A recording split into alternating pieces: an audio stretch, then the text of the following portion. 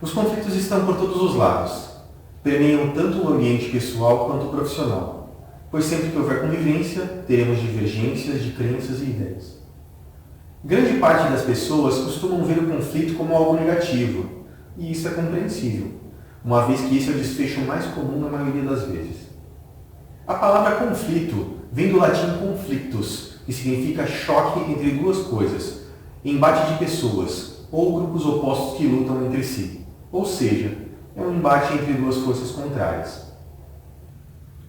Tipos de conflitos. Compreendemos que existem dois tipos de conflitos, o interno e o externo. Conflito interno é o que pode ocorrer em departamentos ou unidades de negócio, mas sempre tem como raiz o conflito entre pessoas. Quais os principais tipos de conflitos internos? Conflito pessoal é como uma pessoa lida com si mesma, são inquietações, dissonâncias pessoais do indivíduo e reflete num abismo entre o que se diz e faz, ou o contraste entre o que se pensa e como age. Conflito interpessoal é aquele que ocorre entre indivíduos quando duas ou mais pessoas encaram uma situação de maneira diferente e encontram um choque em suas opiniões. Conflito organizacional. Esse tipo de conflito não é fundamentado em sistemas de princípios e valores, e sim do resultado das dinâmicas organizacionais em constante mudança, muitas delas externas à empresa, tais como mudanças relevantes no segmento de mercado, impactos de decisões governamentais, crises, dentre outros. O conflito externo, em geral, é mais facilmente identificado e tem um custo mais fácil de ser medido. Nesse caso, o conflito pode ocorrer com outra empresa, com o governo, outra organização ou até mesmo com um indivíduo. O conflito pode ocorrer em vários níveis de gravidade, sendo o conflito percebido, o experienciado e o manifestado. Conflito percebido é quando as partes percebem e compreendem que o conflito existe, pois sentem que seus objetivos são diferentes dos objetivos dos outros e que existem oportunidades de interferência ou bloqueio. É chamado de conflito latente. Conflito experienciado é quando o conflito provoca sentimentos de hostilidade, raiva, medo, descrédito entre uma parte e outra. É chamado também de conflito velado, pois não é manifestado externamente com clareza. Conflito manifestado é quando o conflito é expresso através do comportamento de interferência ativa ou passiva, por ao menos uma das partes. É chamado também de conflito aberto. As principais causas de conflito organizacional são mudanças. As mudanças ocorrem principalmente por pressão do mercado, forçando a organização a adaptar-se às novas realidades. Recursos limitados. A escassez de recursos, devido a enxugamentos promovidos pelas organizações para que se tornem competitivas, são motivos de muitos atritos, pois podem limitar o desempenho de colaboradores e departamentos. Choques entre metas e objetivos. Impasses entre departamentos ou diretorias são comuns atualmente nas organizações, em função principalmente das metas e objetivos que se chocam por falta de comunicação e sintonia entre as áreas. Ambiguidade de papel. Quando as expectativas são pouco claras e confusas, além de outras incertezas, aumentando a probabilidade de fazer com que as pessoas sintam que estão trabalhando para propósitos incompatíveis. Objetivos concorrentes. Com o crescimento da organização, os grupos e setores se especializam cada vez mais na busca por seus objetivos.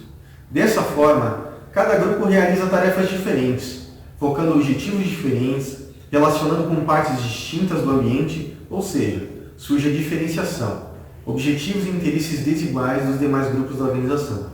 Recursos compartilhados.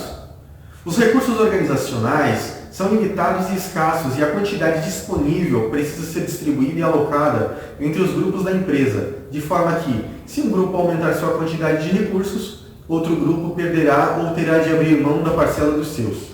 Isso provoca a percepção de objetivos e interesses diferentes e incongruentes. Interdependência de atividades. As pessoas e grupos de uma organização precisam uns dos outros para desenvolver suas atividades e alcançar seus objetivos. Isso ocorre quando um grupo não pode realizar a sua tarefa e alcançar seu objetivo, a não ser que o outro grupo realize a sua ou alcance o seu. Quando os grupos são altamente interdependentes, existem oportunidades de que um grupo auxilie ou prejudique o trabalho dos demais, o que é um potencial conflito. Etapas do conflito. Um conflito pode surgir de uma pequena diferença de opiniões, podendo se agravar e atingir um nível de hostilidade que denominamos de conflito grave ou destrutivo. Isso nos leva a compreender a evolução através de uma escala que possibilita monitorar o nível atual de conflito com o objetivo de mensurar e resolver com facilidade, sendo diálogo. É a etapa inicial. Caracteriza-se normalmente pela cordialidade e racionalidade. Debate. As diferenças começam a ser percebidas e os argumentos começam a ser consistentemente apresentados com o objetivo de se chegar a uma conclusão. Discussão. Diminui a qualidade dos argumentos enquanto a quantidade aumenta. As generalizações aparecem e a objetividade existente começa a diminuir. As diferenças se tornam evidentes. Disputa. As partes envolvidas passam a não ouvir, nem consideram os argumentos do outro. Adotam uma postura de resistência demonstrando muita convicção no que pensam. Nessa etapa, os envolvidos não admitem retroceder, pois significaria perder a luta. Desavença. Adotando uma postura inflexível, as partes apresentam argumentos emocionais e preposições ofensivas. O tom de voz aumenta, as pessoas se alteram, o nervosismo toma conta do ambiente. Ataque. Nessa etapa, o único objetivo dos envolvidos é derrotar ou prejudicar o outro. Não importa os prejuízos que a derrota do outro possa gerar. Paga-se qualquer preço pela satisfação de ver o outro liquidado. Como você pode lidar com conflitos no trabalho? Do cruzamento dessas variáveis, resultam 5 estratégias ou estilos de gestão de conflitos consoante a situação em causa. Evitamento ou recusa. Essa estratégia passa por simplesmente não assumirmos o conflito. A priori, esta é considerada como uma técnica inadequada para resolver conflitos. Isso porque, se não se tratar o conflito, ele permanece e aumentam as possibilidades da sua escalada, com condutas cada vez mais conflitantes. Acomodação. É uma atitude inassertiva, cooperativa e autossacrificante, o oposto de competir. Ao acomodar, a pessoa renuncia aos seus próprios interesses para satisfazer os interesses da outra parte. A acomodação é identificada por um comportamento generoso, altruísta, dócil, à vontade da outra pessoa ou, então, abrindo mão do seu ponto de vista a favor do outro. A acomodação, quando aplicada no momento adequado, pode trazer bons resultados. Por exemplo, quando é especialmente importante preservar a harmonia e evitar uma quebra no relacionamento. No mais, ela é a melhor forma para gerir conflitos. Competição ou dominação. É uma atitude assertiva e não cooperativa, onde prevalece o uso do poder. Ao competir, o indivíduo procura atingir os seus próprios interesses em detrimento dos interesses da outra pessoa. É um estilo agressivo e antagônico, onde o indivíduo faz uso do poder para vencer.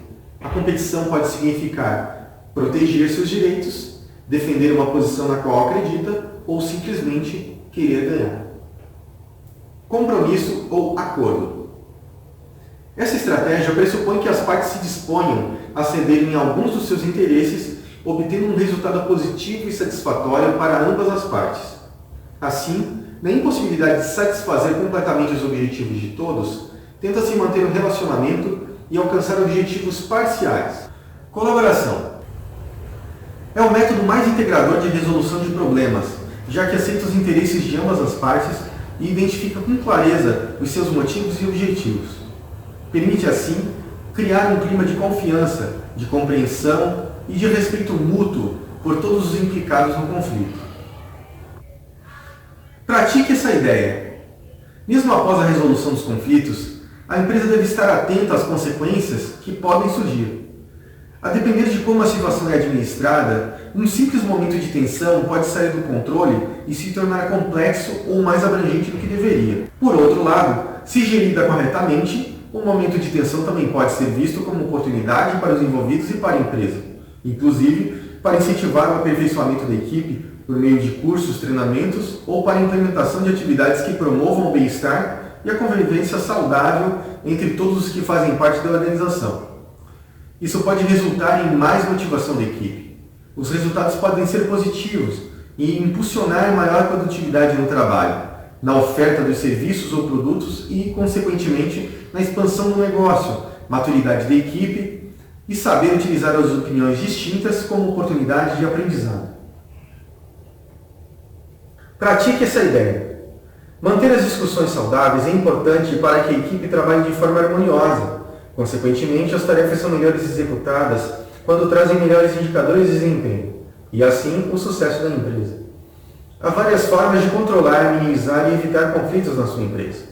Estas são diferentes de empresa para empresa e de setor para setor, mas exigem algumas guidelines que são transversais a todos os negócios, independente da dimensão ou da área de atuação.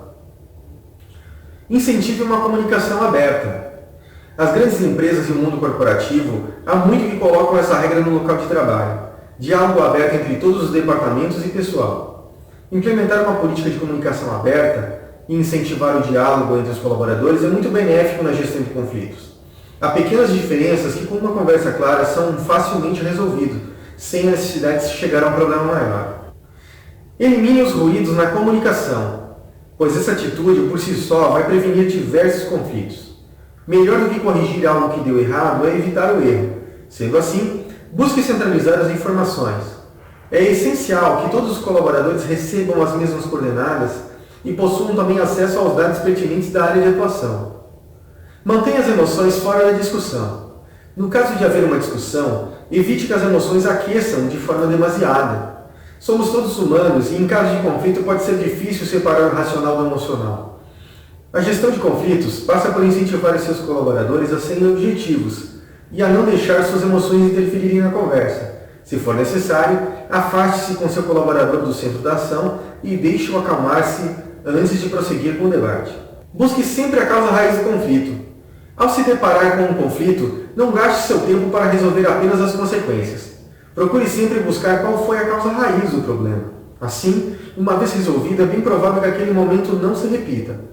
O que for de âmbito profissional pode ser resolvido com medidas pensadas para dissolver aquele gargalo.